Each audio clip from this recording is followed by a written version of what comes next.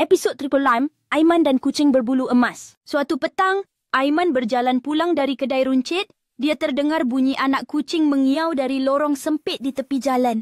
Suara itu halus tetapi mendayu-dayu, seolah-olah meminta tolong. Aiman menunduk dan mengintai ke dalam.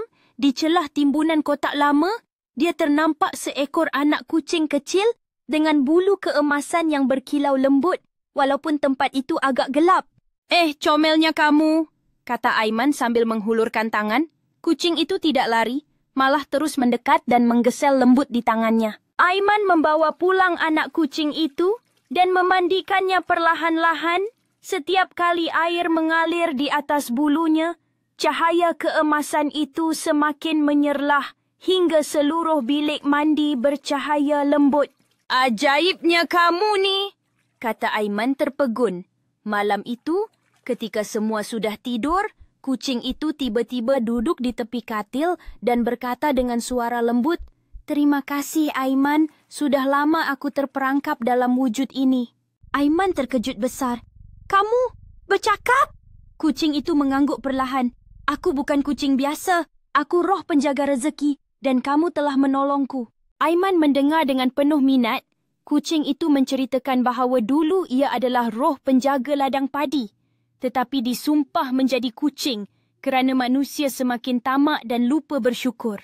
"Hanya hati yang tulus dan belas kasihan boleh memulihkan sinarku," kata kucing itu. Aiman tersenyum.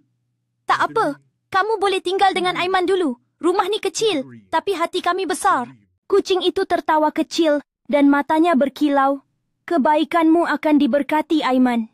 Sejak hari itu, kehidupan keluarga Aiman berubah perlahan-lahan.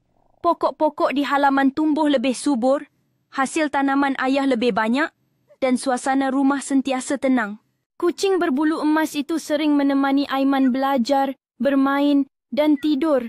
Kadang-kadang, bila cahaya matahari petang memantul pada bulunya, seolah-olah sinaran emas menari di seluruh rumah. Ibu pernah berkata, "Aiman, sejak kamu bawa kucing tu, rezeki kita macam tak putus-putus."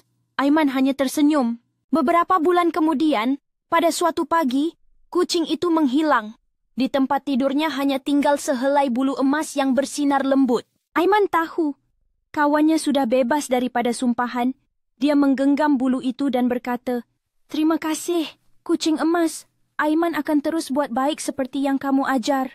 Sejak itu, setiap kali matahari petang menyinari halaman, Aiman pasti terbayang siluet seekor kucing yang berlari di bawah cahaya keemasan.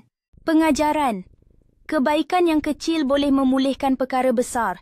Bila kita menolong makhluk lain dengan hati yang ikhlas, berkat dan rezeki akan datang tanpa disangka-sangka.